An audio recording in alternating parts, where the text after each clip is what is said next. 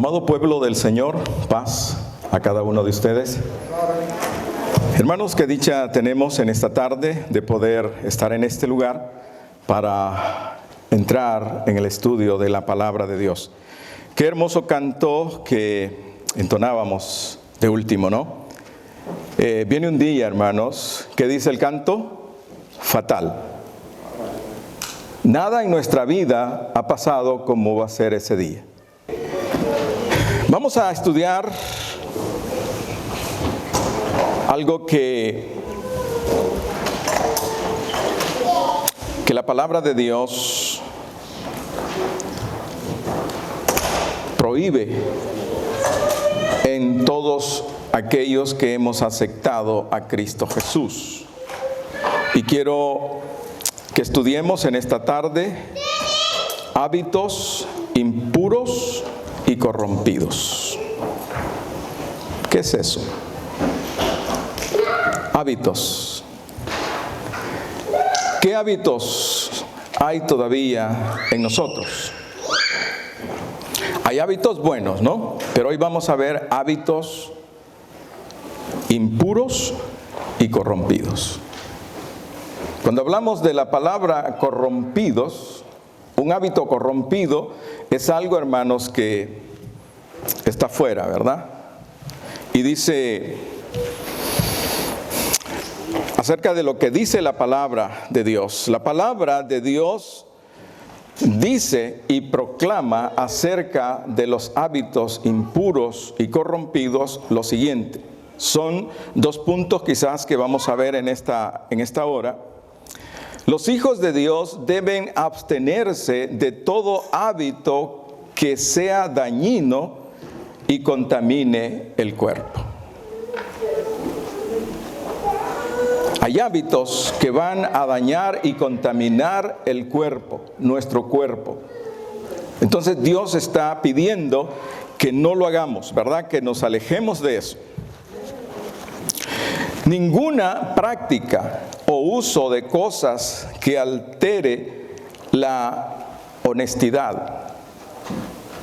Hay hábitos que alteran la honestidad, la vergüenza o la modestia. Ninguno de esos hábitos se debe de encontrar en un hijo de Dios. Porque si todavía hay eso en un hijo de Dios, entonces la situación no está buena. Y eso es lo que la palabra de Dios en esta tarde nos quiere hablar. Razón de la abstención de hábitos impuros y corrompidos. Vamos a ver. La razón por la cual el Hijo de Dios debe abstenerse de todo hábito impuro y corrompido es que Dios lo ha escogido para que su cuerpo sea templo del Espíritu Santo. Y donde Dios habita, hermanos, ¿cómo debe de estar la casa? Ordenada. Esa sería la palabra, ordenada, ¿verdad? Limpia. Pero cuando la casa está desordenada, entonces ahí hay de muchas cosas. Y ahí, hermanos, no puede habitar el Espíritu de Dios. O sea, no puede habitar Dios. Y cada uno de nosotros, desde el día que nos bautizamos, llegamos a formar parte en la casa de Dios, en el templo de Dios. Pablo expresó, ¿no sabéis que sois templo de Dios y que el Espíritu de Dios mora en vosotros? Dice 1 Corintios 3:16, ¿verdad? ¿No saben, les dice Pablo a los corintios, que ustedes son la casa de Dios, por lo cual Dios pide que su templo sea conservado en limpieza y santidad, advirtiendo al que lo violare, Dios destruirá al tal, porque el templo de Dios, el cual sois vosotros, santo es. Versículo 17 de 1 Corintios 3. Y al amonestar sobre la corrupción dice, ¿o ignoráis que vuestro cuerpo es templo del Espíritu Santo, el cual está en vosotros, el cual tenéis de Dios y que no es vuestro? 1 Corintios 6, 19. Así que, hermanos, Dios por todos los medios aconseja a sus hijos que mantengamos nuestra casa, nuestro cuerpo limpio. Para la palabra de Dios, hermanos, el templo es todo el cuerpo.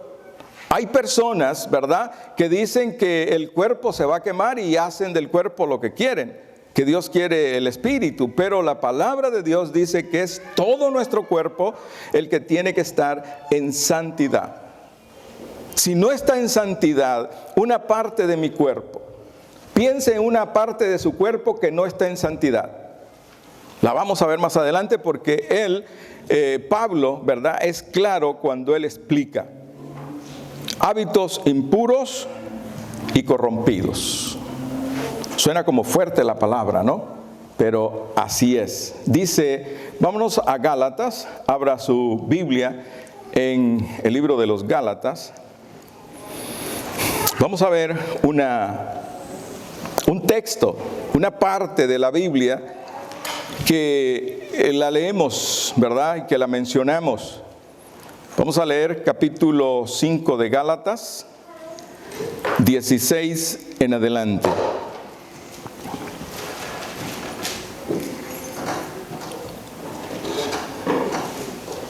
Y Pablo dice a los hermanos en Galacia: digo pues, andad en el Espíritu y no satisfagáis los deseos de la carne.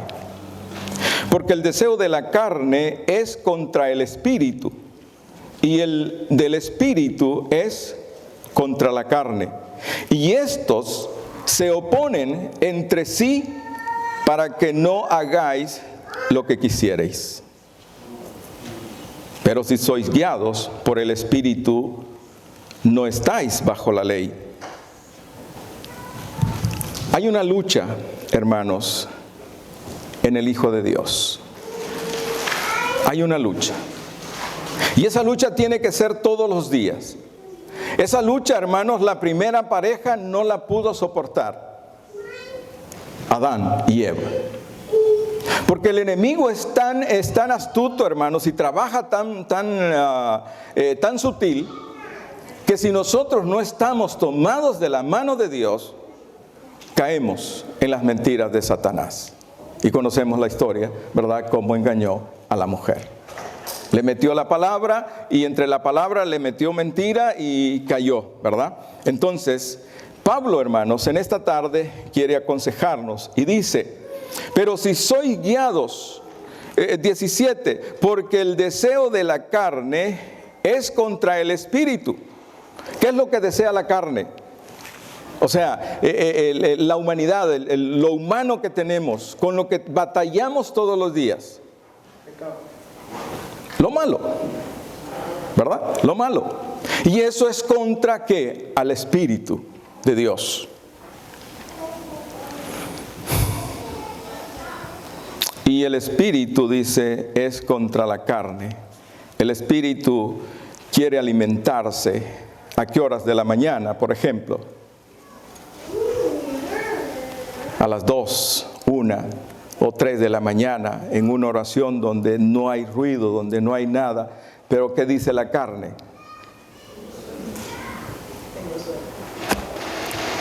Pero monje, tú estás loco. Son las 3 de la mañana, el mejor sueño. Y nos acomodamos, ¿verdad? Nos jalamos una almohada o lo que sea y es contra, o sea, los dos, ¿verdad? Entonces es una lucha, ¿verdad? Y dice el verso, pero si sois, 18, pero si sois guiados por el Espíritu, no estáis bajo la ley. Y dice el 19, y manifiestas son las obras de la carne, que son adulterio. Vamos a ir paso por paso. Hoy esta parte creo que en la escuela fue bien explicada, ¿verdad? De lo que es, porque se habló del sexo. Y dice esta parte, el adulterio.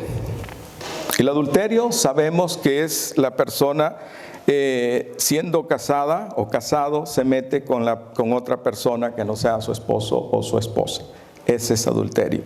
Ese es un hábito corrompido. Corrompido.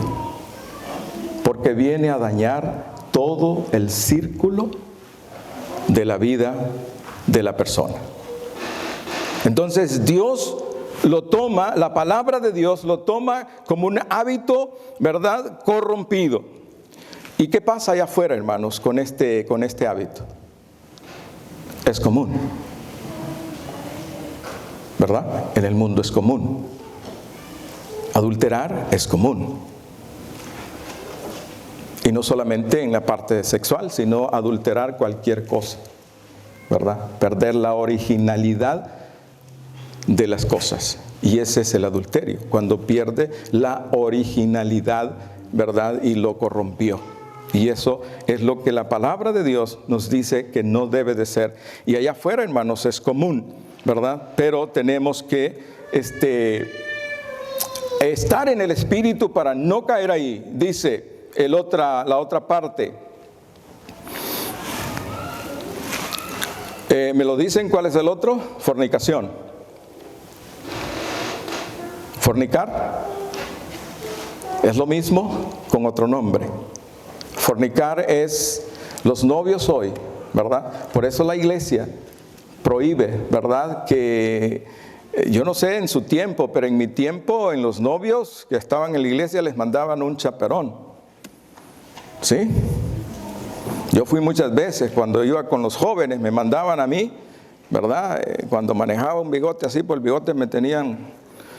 Y andaba detrás de ellos y los muchachos se enojaban, ¿verdad? Pero ahora, hermanos, esto es común, ¿verdad? Los novios, ¿verdad? Fornicar para ellos es normal, es natural. Y si esto no lo aplicamos en nuestra iglesia, advirtiéndole a los jóvenes, entonces pueden caer en esa situación. Hay jóvenes que buscan su novia, prueban cuánto tiempo, 1 o 3 meses, y si no les parece... No, y no es así la situación. Entonces, estos son los hábitos impuros, ¿verdad? Fornicación. Inmundicia. ¿Qué entendemos por inmundicia? Se entiende, hermanos, y entra ahí la homosexualidad. Eso es inmundicia. Mujeres que son mujeres, pero que quieren ser hombres. Hombres que son hombres, pero que quieren ser mujeres. Y Dios, hermanos, está prohibiendo eso porque son hábitos corrompidos. Pero ¿qué dice la gente? Si se aman, no hay problema. La palabra de Dios no dice así. El amor, hermanos, tiene que ser como dice la palabra de Dios. Entonces, estos hábitos, ¿verdad? Tenemos que mirarlos nosotros y examinarlos. Claro, no estamos cayendo ahí, pero la palabra de Dios nos está advirtiendo que los que practican estas cosas, hermanos, en aquel día, pues no van a entrar al reino de Dios. Disolución es la otra parte que dice Pablo, y se conoce como lascivia, que es propensión a los deleites carnales. Ese impulso, pero desmedido, a los deseos carnales. Eso es la lascivia. Que la gente se tira, hermanos, por ejemplo, cuando hacen fiestas, ¿verdad? Se desmiden allá afuera en el mundo y se pervierten, haciendo cosas terribles. Disolución. Tenemos nosotros, hermanos, que entrar en un conocimiento de la palabra profundo, y no mirar estas partes, ¿verdad?, de la Escritura así como corriendo, sino entrar en ellas y decirle al Señor: ayúdame. Imagínese usted, imaginémonos a Lot en Sodoma y Gomorra. Dice la palabra que Dios lo encontró justo a él. Pero ¿qué hacía Lot cada día? Dice que afligía su alma día con día. La afligía, o sea, se ponía en sacrificio y buscaba a Dios. Y eso, hermanos, hizo que la misericordia de Dios lo alcanzara. Porque Abraham, ¿cómo luchó para que Dios no destruyera las ciudades? Le dijo 50 y fue bajando, y le dijo, para lo último parece hasta 10, ¿verdad? Y no habían 10, solo había uno. Pero ese uno, Dios lo sacó. Así que todo esfuerzo que nosotros hagamos por mantenernos firmes y fieles delante de nuestro Dios, Dios lo va a tomar en cuenta. Y en el momento que Él tenga que librarnos, que Él tenga que hacer lo que tenga que hacer por nosotros, lo va a hacer. Porque dice que lo que hicieres en lo secreto será visto en público. Si usted aflige su alma, su espíritu, en oración, en súplicas, en lo secreto, Dios se lo está tomando en cuenta y Él le va a ayudar. La otra parte que dice Pablo es idolatría. Diríamos nosotros, bueno, yo ya no soy idólatra, yo nunca fui idólatra. Pero ¿qué es en sí la idolatría? Es la práctica religiosa en la que se le rinde culto a un ídolo.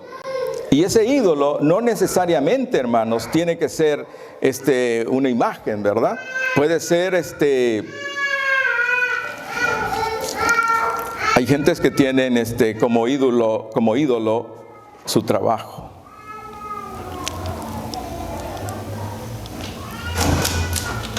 Tienen como ídolo a su familia. Y hay muchas cosas. O sea, todo aquello que nosotros le demos el primer lugar antes que a Dios, ese es un ídolo. Y hay ídolos, ¿verdad? Por ejemplo, Jeroboam mandó a hacer 2 becerros. ¿Se acuerdan de esa historia? Dice en Primera de Reyes, vamos a ver, Primera de Reyes, capítulo 12.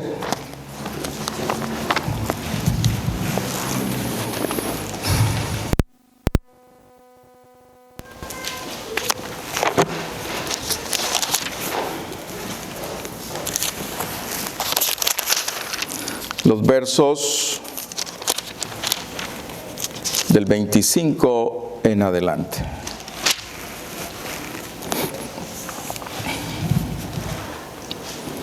Entonces reedificó Jeroboam a Siquén en el monte de Efraín y habitó en ella, y saliendo de ahí reedificó a Penuel. Y dijo Jeroboam en su corazón: ahora se volverá el reino a la casa de David, si este pueblo subiere a ofrecer sacrificios en la casa de Jehová en Jerusalén, porque el corazón de este pueblo se volverá a su señor Rehoboam, rey de Judá, y me matarán a mí, y se volverán a Rehoboam, rey de Judá. Y habiendo tenido consejo, hizo el rey 2 becerros de oro, y dijo al pueblo: bastante habéis subido a Jerusalén, y he aquí tus dioses, oh Israel, los cuales te hicieron subir de la tierra de Egipto. Qué terrible, hermanos, ¿verdad? llegar a reconocer, dejar de reconocer que el que tiene el control de todas las cosas es Dios, el que te ayudó es Dios, el que te ha bendecido es Dios, el que te da la vida es Dios, el que te guarda es Él, el que te da las cosas que tienes, tu familia. ¿Cuántos nos alegramos, hermanos, por la familia? Debemos de darle gracias a Dios y estar ahí. Pero tampoco, ¿verdad?, volcarnos y sobreamar, ¿verdad?, demasiado a la familia y dejar de amar a nuestro Dios, porque entonces se vuelve ídolo. Dice la palabra que para todo hay tiempo y podemos caer, hermanos, en una situación de esas que más tarde será lamentable, será muy difícil. Herejía. Dios prohíbe la práctica oculta de la misma. Levítico 19:31.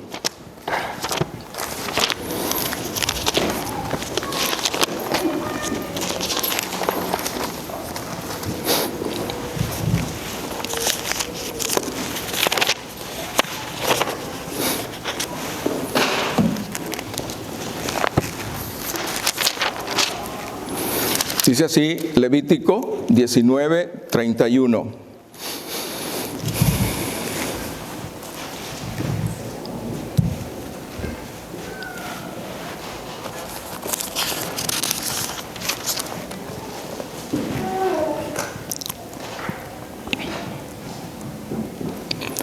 No os volváis a los encantadores ni a los adivinos. No los consultéis, contaminándoos con ellos, yo Jehová vuestro Dios. Es bien, no sé cómo algunos, si ustedes lo han visto, ¿no? Pero el otro día, yo estaba en el baño, pues nadie sabía quién estaba ahí, ¿no? Tal vez si se hubieran dado cuenta que yo era el que estaba ahí, no hubieran dicho eso, ¿no? Pero le dice, he oído que en Colombia hay uno que lee las cartas y que acierta. ¿Cuánto crees que me cuesta si yo hago esa consulta? Y cuando uno que conoce de las cosas de Dios escucha esas cosas, se siente algo raro, ¿no? Yo conozco a las dos personas estas y claro, delante de mí no van a decir eso porque saben que quién soy yo, ¿no? Y ellos me piden consejo. Pero ahora están viendo por otro lado. Dice la palabra de Dios, no consulten con adivinos. ¿Qué pasa al que consulta con adivinos? Entre los hijos de Dios, Saúl, ¿verdad?, consultó con la pitonisa. Y quizás un día te encuentres, hermano, en un problema bien serio, que has orado y has pedido muchas veces. Esa es la situación. Que Dios pone a prueba, hermanos, nuestra fe. Y cuando nuestra fe está por encima, entonces es donde tú quieres ver el resultado rápido.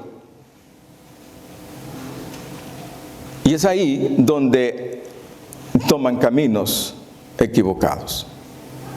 Y la palabra de Dios dice, no consulten. Otros le leen la mano. Pero la palabra de Dios, hermanos, nos está advirtiendo que no se puede hacer. Y ahora la situación es que cuando venga una situación difícil, ¿en qué situación estaba Saúl? Muy mala, ¿verdad? Muy mala. Y no pudo esperar, no se arrepintió, no reconoció. En lugar de reconocer, arrepentirse, él, hermanos, se hundió, se metió más. Y fue, esta mujer me va a sacar de la duda y ella me va a decir cuál va a ser mi futuro. Hoy la gente quiere saber su futuro. Compran periódicos. Además que hoy ya no es el periódico, hoy en el teléfono, ¿verdad? Le tiran el horóscopo. Y la gente, hermanos, ignorante, vive el día de acuerdo a lo que el mentiroso ese le dice. Hoy tu día va a ser gris y que no sé qué, y comienza, ¿verdad? Y ya, hermanos, le dobló la cabeza. Porque lo que le meten a la cabeza a la persona, la gente se lo cree. Pero ¿por qué, hermanos, no le creemos a la palabra de Dios?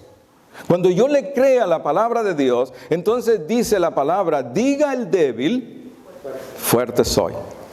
Diga el pobre, soy rico en el Señor. Pues así dice el Salmo, ¿no? Jehová es mi pastor, nada me va a faltar. Pero si en verdad es tu pastor, pero si no lo es, entonces te va a faltar todo. Y ahí está el problema. Y ahí es donde viene, hermanos, que nosotros debemos de tener esa fe sin vacilar. Porque cuando la fe vacila, entonces tenemos problemas. En el 26 dice también algo más. Ahí mismo. 26. Y la persona que atendiere a encantadores y adivinos para prostituirse tras de ellos, yo pondré mi rostro contra la tal persona y la cortaré de entre su pueblo. Ni en broma, hermanos. Con estas cosas no se pueden bromear, porque va a caer. Son encantadores. Y le leen su mente. Y le leen su mente. Y cae. Y dice la palabra de Dios que no. Dice, y la persona que atendiere a encantadores o adivinos para prostituirse tras de ellos, yo pondré mi rostro contra la tal persona y la cortaré de entre su pueblo. Estos son los hábitos impuros que nunca se deben de ver en un hijo de Dios. Si yo estoy evangelizando y llega otro y me dice, oye, ¿cómo te fue con la ley de la mano? Los hijos de Dios. Así que, hermanos, mucho cuidado, ¿verdad?, con lo que la palabra de Dios nos dice. Tenemos que atender su consejo para que cuando llegue el momento, porque a todos, hermanos, nos llega un momento de prueba. No sé de qué prueba le llega a usted, pero le llega. Y ahí usted tiene que tomarse de la mano de Dios. El enemigo le va a decir, pero tanto que le has pedido, ¿verdad?, a los hermanos que oren por ti y sigues todavía. ¿Y por qué no vas a tal lugar? ¿Han oído eso? Y hay personas que van a hacerse, ¿qué? Una su limpia, ¿no? Pero en vez de limpia, se ensucian más, ¿verdad? La otra parte que no debe de haber en los hijos de Dios es enemistades. Esto sí como que está difícil, ¿no? A veces los enemigos salen así gratis. Pero dice la palabra de Dios, enemistades. Los hijos de Dios no debemos tener enemistades. ¿Por qué causa? Pues puede ser por odio o en dos o más personas.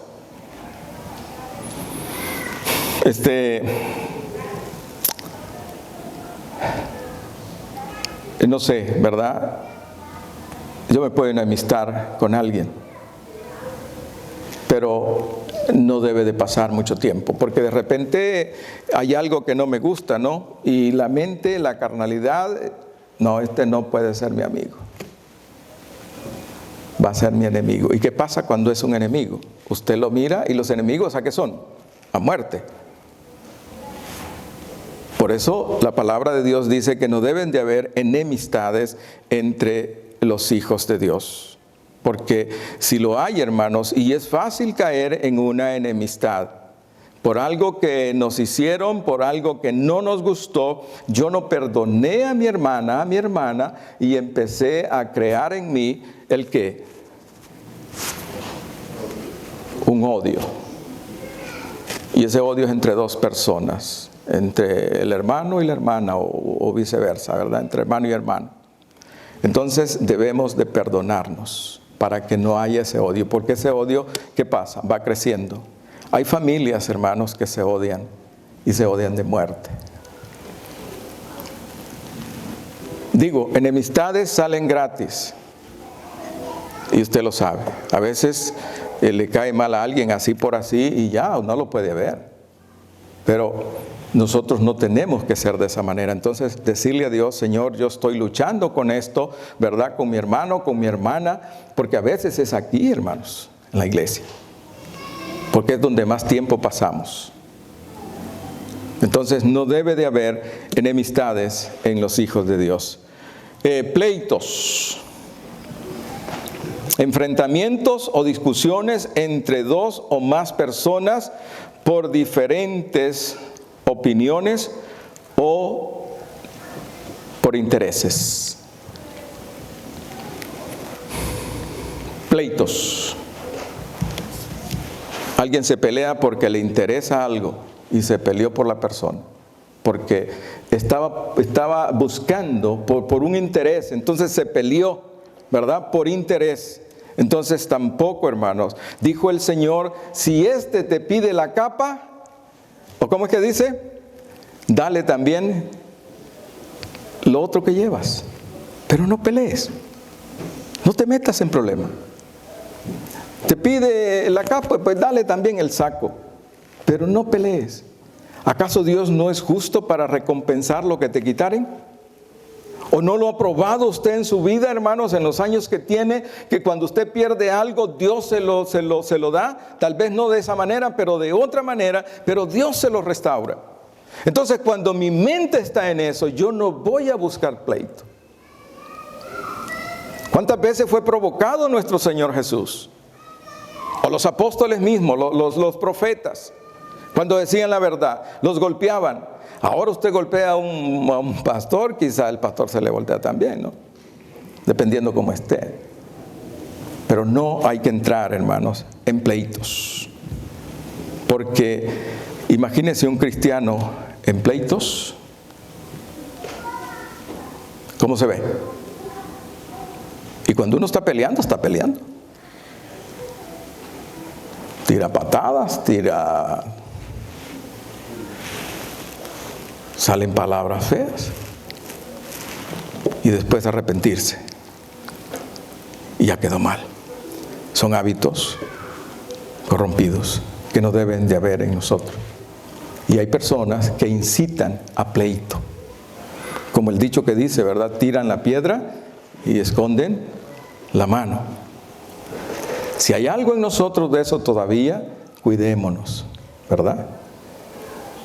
A lo largo del camino, hermanos, hemos visto a personas, ¿verdad?, que les gusta insinuar, incitar, y meten el pleito y se van.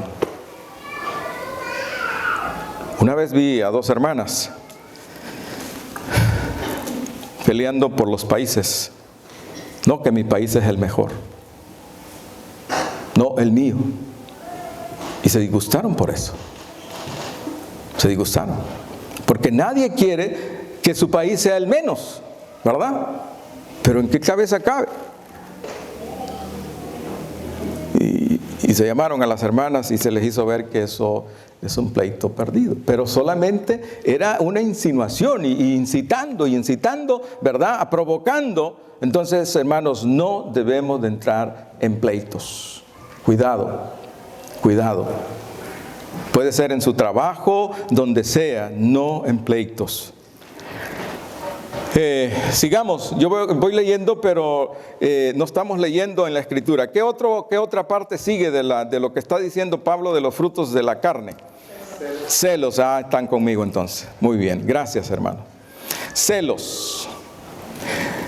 tiene celos de su hermano pequeño. O sea, entre los hijos, ¿verdad? Cuando la mamá hace caricias al hijo más pequeño, el más grande como que se pone celoso. Yo no tuve eso porque fui único y no me crié con padre, ¿no? Entonces no sé de eso. Pero sí lo he visto. ¿Quién se puso celoso en la Escritura cuando el hijo pródigo volvió?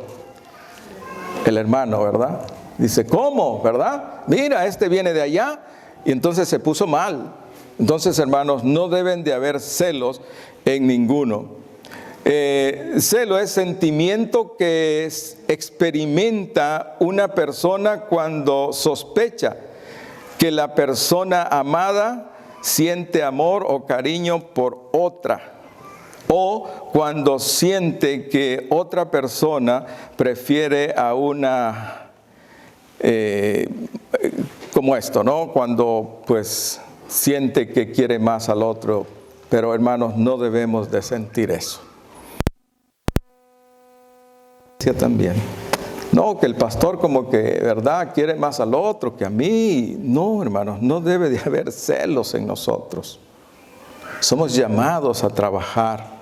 Y cuando sienta esos impulsos de celos, hay celo, ¿verdad?, que es el celo de Dios. Ese sí debemos de sentirlo. Celo por agradar a Dios. Pero cuando el celo es carnal, hay que tomar medidas en eso. Si usted todavía siente celos, si yo todavía siento celos, entonces debemos de trabajar esa parte. Pues la palabra de Dios dice, el amor, todo, y lo decimos, ¿verdad? Pero cuando viene la prueba, entonces ahí. Entonces no, hermanos, deben de haber celos en cada uno de nosotros. Muy bien, hermanos, el tiempo está avanzando. Vamos a ver uno más, así rapidito, y es iras. Las iras. Significado de ira: furioso, indignado, rabioso, irritado y enfadado. Esa es la definición de la ira. Cuando hay ira en una persona. Por eso dice la palabra, airados, pero no pequéis. Porque si no sacamos esa ira de nosotros, ese enojo nos va a llevar a estas partes. Furioso. ¿Cuándo es que una persona está furiosa? Le cambia su semblante, ¿no? Su rostro le cambia. Dice, algo tienes tú, porque tu rostro no es ese. Ve, cuando estamos tristes, el pastor nos conoce, ¿verdad, hermano? Lo veo triste, ¿qué le pasa? Si estamos furiosos, enojados, igual, cambia nuestro rostro. Entonces, por eso, hermanos, no debe de haber ira en nosotros, porque al haber ira, entonces vamos a estar furiosos, indignados, rabioso, un perro con rabia, ¿cómo es? Le sale hasta, ¿verdad? Así es la persona cuando está con ira y se ve feo. Y la ira también, hermanos, daña nuestro cuerpo. Cuando no sacamos la ira, nuestros órganos sufren. ¿Sabía usted? Hay personas que padecen de gastritis porque siempre tienen problemas, no tienen paz consigo mismo. Siempre están con ira, siempre les molesta esto, les molesta el otro. Entonces examine, hermano, que lo que usted tiene es una ira y no la ha podido sacar. Y esa le está enfermando. Porque come con ira, la comida, ¿qué pasa? Le hace mal. Yo a veces duermo sentado porque como mucho, ¿no? Pero no es porque... Pero si comes con esa ira, con ese enojo, con esa rabia, entonces te va a hacer daño. La esposa, los hijos se sienten mal y la palabra de Dios dice, no hay airados. Enójense, algo no les gustó, está bien, ¿verdad? Pero que el día no termine sin que ustedes puedan hacer la paz, para que sea de bendición a nuestras vidas.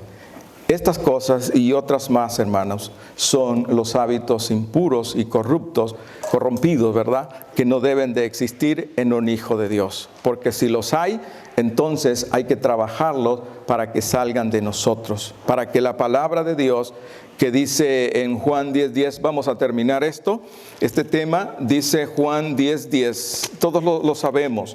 Pónganse de pie, hermanos. Pónganse de pie.